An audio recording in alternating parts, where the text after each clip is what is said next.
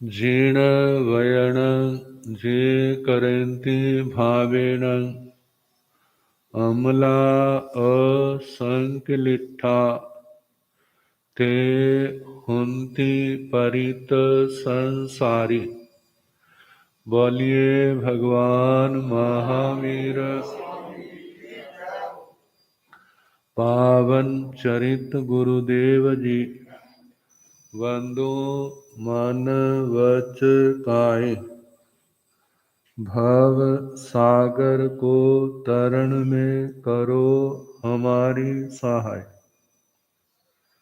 जिन शासन जिन वाणी सदा जयवंत हो, श्रवण संग सदा अविचल मंगल हो।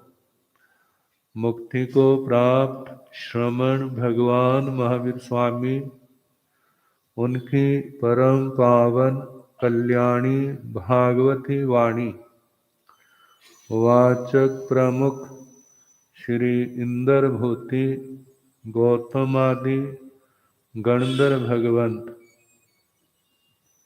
जुग प्रधानाचार्य परम पूज्य श्री सुधर्मा स्वामी जी महाराज, उनकी परम पावन पाठ परंपरा वर्तमान आचार्य ध्यान योगी परम पूज्य श्री शिव मुनि जी महाराज एवं गुरुजन सबके पावन चरण सरोजों में मेरा अनंत अनंत बार वंदना नमस्कार।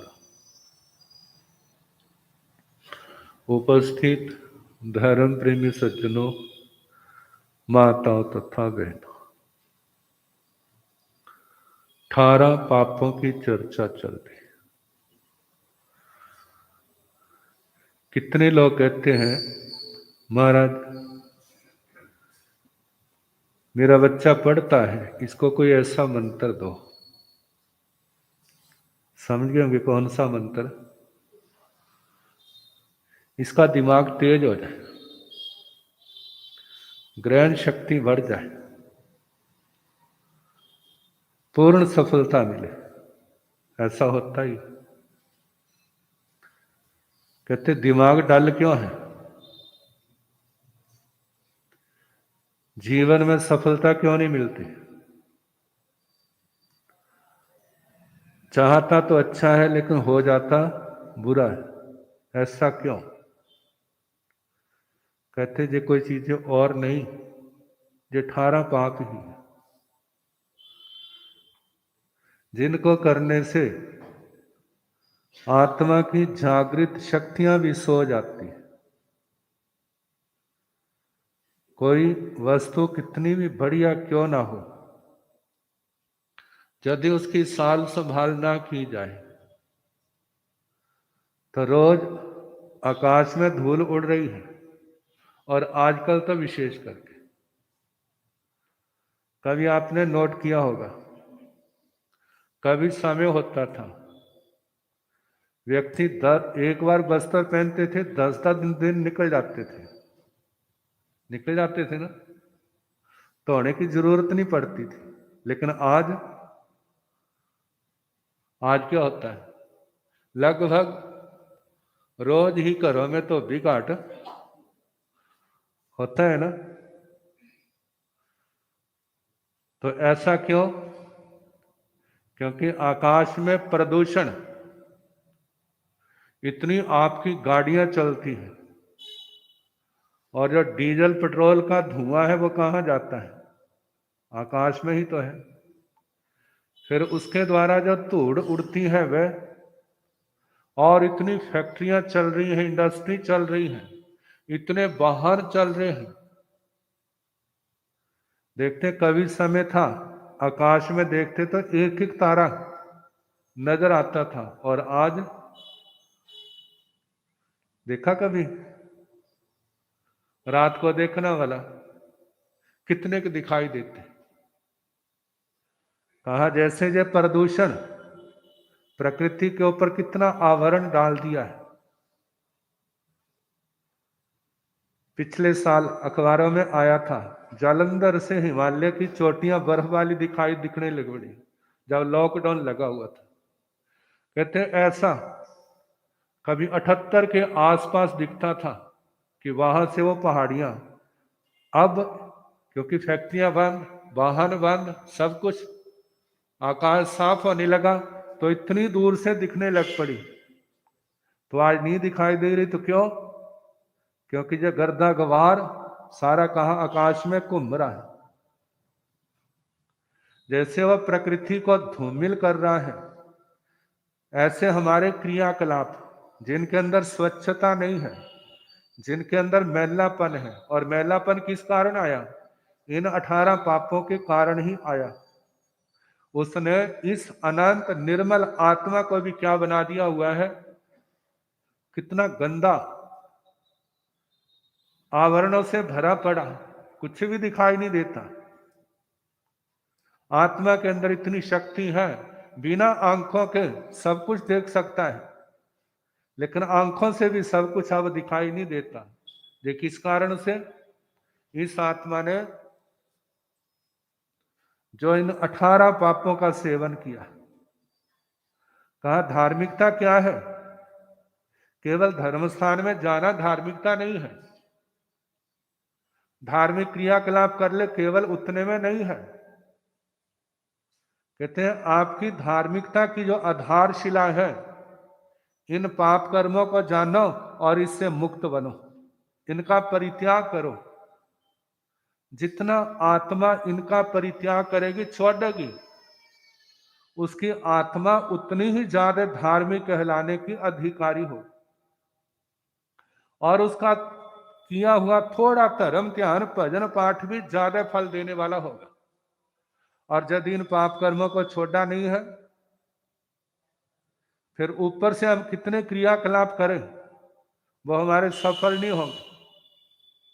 तो इसलिए भगवान ने क्या कहा? इन 18 पापों को जानो और छोड़ो। जितना परित्याग करोगे, उतना धर्म आपके जीवन में आएगा। तो 2 बातें तो सुनाई हैं। पहला पाप प्राणातिपात, जीवों की हिंसा करना। चलते फिरते प्राणी को जानबूझकर तो इतनी मानते, क्योंकि सत्संग सुनते इतने तो संस्कार है ही, माता पिता के हैं, गुरुओं के हैं, लेकिन अनजानेपन में कितने हो जाते हैं। कहते हैं अनावश्यक वाहन ना चलाओ, अनावश्यक, जो आवश्यक नहीं है वो ना चलाओ। कोई भी चीज है जहां जीवों की हिंसा हो रही है, उससे बचो। जो जरूरी है उसमें विवेक रखो, वहां बचने का प्रयास करो। जितना प्रयास करोगे, उतना पाप का बंध क्या होगा? पाप के बंध से बचेंगे। जब आवश्यकता से हम बढ़ जाते हैं कितना आगे, जिसकी कोई जरूरत नहीं है, उससे क्या होता है? फिर खर्चा भी होगा, पैसा भी जाएगा, और आत्मा मैली भी होगी। तो पहला प्राणातिपात का त्याग, हिंसा का त्याग। दूसरा झूठ का त्याग, झूठ नहीं बोलना। तो झूठ बोलोगे तो कितना नुकसान होगा? आपका विश्वास खत्म हो जाएगा, झूठ बोलने वाले का विश्वास खत्म हो जाएगा, और झूठ बोलने वालों का नाम क्या परमात्मा की बेई में होगा? नहीं होगा। क्योंकि पाप कर्म करने वाले उनको भी अच्छे नहीं लगते। कैसे लोग अच्छे लगते हैं? जिनका जीवन निष्पाप है। कहते हैं सच बोलते हैं तो क्या नुकसान होगा? कितना नुकसान हो जाएगा? कहते हैं जो नुकसान होगा ना, समझना जो हमारा नहीं था, हमारा होता तो जाता क्यों? जो पाप का आया था चला गया, क्योंकि सच से तो लाभ होता है। कहते संसार के पदार्थ तो आने जाने हैं, लेकिन सच बोलने से आत्मा के अंदर शांति आई, संतोष होगा, सिर का बोझ उतर जाएगा, आपको बताया था सच बोलने बोलने से दुनिया के लोग आपको छोड़ सकते हैं, लेकिन परमात्मा नहीं छोड़ देगा।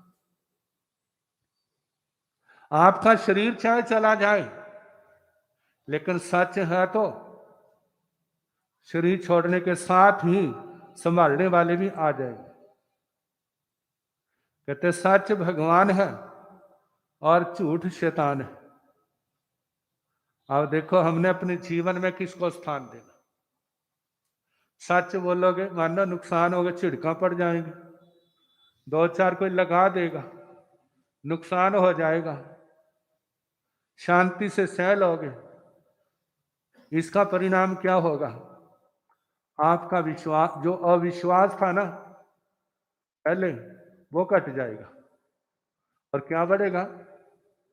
विश्वास। देखो इसने इतना कुछ सह लिया, लेकिन इसने झूठ नहीं बोला। झूठ बोलते उस मार पिटाई से, चिड़कों से आप बच जाते, इतना ही होता ना। लेकिन किसी दिन तो प्रकट हो जाएगा कौन जो झूठ बोला है। जब प्रकट हो जाएगा तो फिर सारे का सारा जो इज्जत का बुर्का पहनना था सारा उतर जाएगा। कहते बनता तो अपने आप को बड़ा अच्छा है, लेकिन जो झूठा है इसके ऊपर विश्वास नहीं करना। कितना नुकसान, भगवान से भी गए, गुरुओं से गए, धर्म से गए, और हाथ में क्या आया? कुछ भी नहीं। इसलिए कहा जाता है जो अभ्यास करो, अपने जीवन में सच को स्थान दो और झूठ को ऐसे निकालो जैसे कूड़ा कचरा घर से निकाला जाता है। और जो सच का लाभ होगा उसको कोई छीन नहीं सकेगा।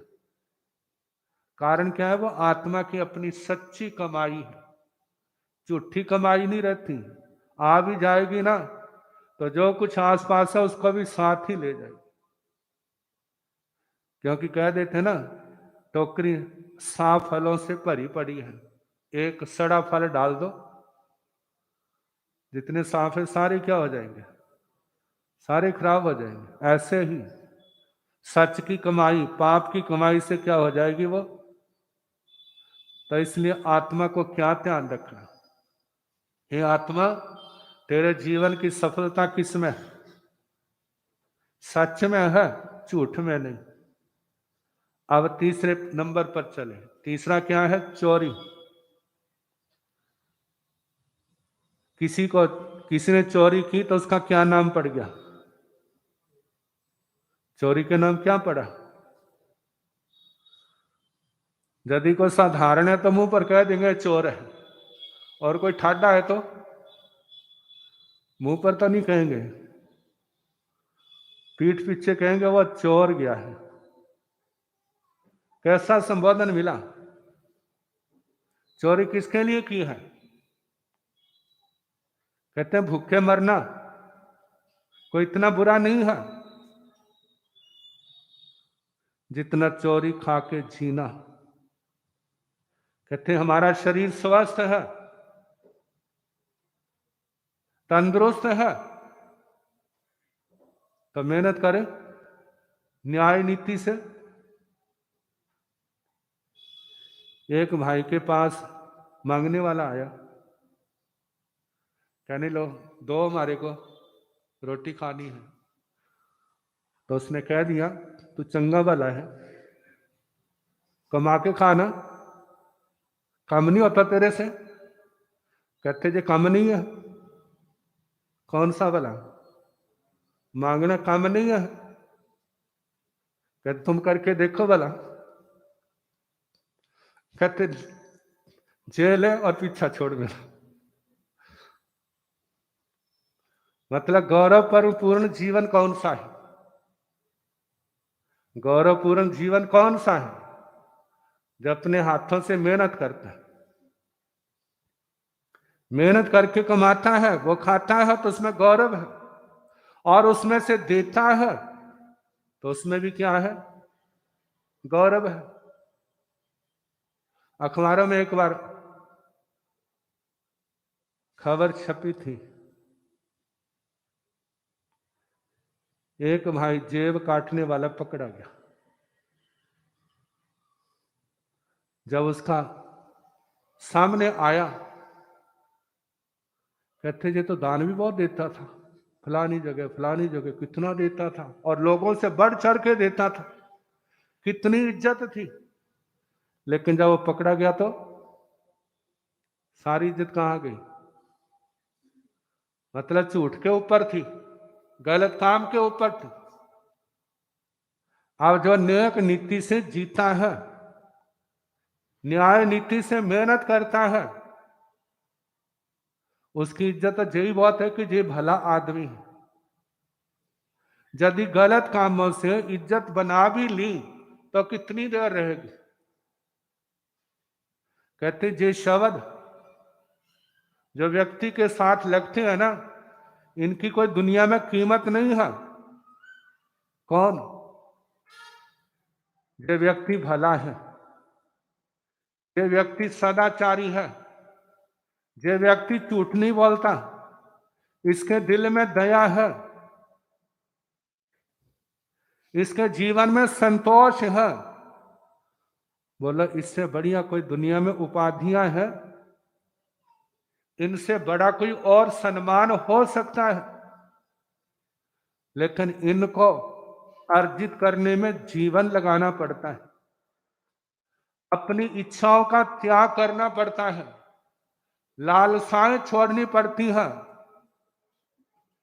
मान सम्मान की भावना छोड़नी पड़ती है, और कितनी बार अभावग्रस्त जीवन भी जीना पड़ता है। कितनी बार कितने लोगों की कड़वी तिखी रुखी बातें भी सहनी पड़ती, लेकिन ये सारी बातें उस आत्मा को चमकाने वाली है, उस आत्मा को धोने वाली है। जैसे आग सोने को क्या कर देती है? साफ कर देती है ना, बिना आग में पड़े। कहते ऐसे ही जो विपरीत वातावरण, उसमें हम गुरुओं की शिक्षा के अनुसार चलते हैं, लोग चाहे उसका मान सम्मान ना करें, लेकिन गुरुओं की नजरों में उसकी कीमत क्या होगी? बोलो भला, भगवान गुरुओं की नजरों में जो कीमत है, उसकी कीमत है जो दुनिया के लोगों की प्रशंसा की कीमत है। कहते ऐसे लोगों की प्रशंसा की कोई कीमत नहीं है, जो छोटी छोटी बातों में क्या हो जाते हैं, अपने रास्ते से फिसल जाते हैं। सुबह कुछ और है, दोपहर कुछ और है, शाम को कुछ और है, अगले दिन कुछ और है। ऐसे लोगों की प्रशंसा और निंदा की कोई कीमत नहीं होती। जिस प्रशंसा और निंदा का आधार है, उसकी कीमत होती। तो हमारा जीवन महान कब बनेगा? जे कहा गलत काम नहीं करने, केवल इस अभी नहीं, कभी भी नहीं करने, केवल इस जन्म में ही नहीं, अगला जन्म भी तो होगा, मोक्ष में थोड़ा जाएंगे इस जन्म में, आगे भी तो जन्म मिलेगा। उस जन्म में भी पाप से क्या हो? छुटकारा हो। हे परमात्मा, जन्म जन्म में आपकी शरण मिले, लेकिन परमात्मा की शरण ऐसे थोड़ी मिलेगी। जब परमात्मा का कहना मानेंगे तब मिलेगी। आप कहीं जाओगे, जैसे मां अपने बच्चे को खींच लेती है, ऐसे परमात्मा भी क्या कर लेगा? उसकी अपनी ओर खींच लेगा। लेकिन कब? आप देखो, जिस समय बच्चा मां का कहना मानता है, मां उसके लिए कितनी बलिहार है, सारे सुख छोड़ दिए। लेकिन जब बड़ा होकर के बच्चा बागी बन जाता है, मां के सामने बोलने लग जाता है, कोई इज्जत मान का ध्यान नहीं, बात बात के ऊपर मां को डांटने लग जाता है, तो मां भी सोचती है अब जो दूर हो जाए तो अब अच्छा नहीं लगता। तो जिसका जीवन ऐसे पापों से भरा है, क्या वो परमात्मा को अच्छा लगेगा? कोई अच्छा नहीं लगेगा। तो भावना भाई, हे परमात्मा, बस और कुछ नहीं चाहिए, मेरी आत्मा पाप की ओर ना जाए। जन्म जन्म में मैं इन पापों से क्या करूं, मुक्त रहूं, चाहे कितने संकट आए, उनको सहने की शक्ति आए, लेकिन गलत काम ना करो। तो तीसरी बात क्या कही, चोरी तीसरा पाप है, इसका त्याग करना है। कहते चोरी के द्वारा कोई शहंशाह नहीं बनता, कोई अमीर नहीं बनते, और उनकी अमीरी सदा रहती नहीं। एक प्रसंग पड़ा था, चोर अपने बच्चे को लेके जा रहा चोरी वास्ते, रास्ते में कुल देवी थी, उसको मत्था टिकाया क्या चल। तो रात को जाते जाते एक पहाड़ी के ऊपर दीवा जल रहा था, वो बच्चे को कहने लगा, बेटा मैंने इस घर को 18 बार लूटा है। कितनी बार? 18 बार। तो बच्चा कहने लगा, बापू इस घर फिर भी दीवा जल रहा है, इस घर फिर भी दीवा जल रहा है, और तेरे घर आज तक भी दीवा नहीं जल रहा। कहते बेटा तेरे ऊपर तो महामाई ने कृपा कर दी है, तू वापिस घर जा, तो इस काम में चल नहीं सकता। वापिस भेज दिया, तेरे को जे प्रकाश आ गया, लेकिन मेरे को आज तक नहीं आया। क्यों नहीं आया? क्योंकि ये खोटे संस्कार दिमाग में बिठाए, ऐसे लोगों की कथाएं सुनी, उनको अच्छा समझा, उसके कारण से बुद्धि भ्रष्ट हो गई, अच्छी बात समझ नहीं आती। जिस बच्चे के मन में जे आज भाव आ गया है, वो कभी ऐसा गलत काम नहीं करेगा, वो नेक रास्ते पर चलेगा। तो ऐसी भावना, हे परमात्मा, हम केवल 1-2 से नहीं, इन 18 से हमने अपने आप को मुक्त करना है। बस यही हमारी साधना है, यही हमारी तपस्या है। बाकी जितना जप तप किया जाता है वो इसलिए किया जाता है ताकि हमारी आत्मा मजबूत बने, हमारी आत्मा के खोटे संस्कार खत्म हो जाए, और हमारी आत्मा कभी गलत मार्ग की ओर ना जाए। समय हो गया, बाकी कल जैसे होगा।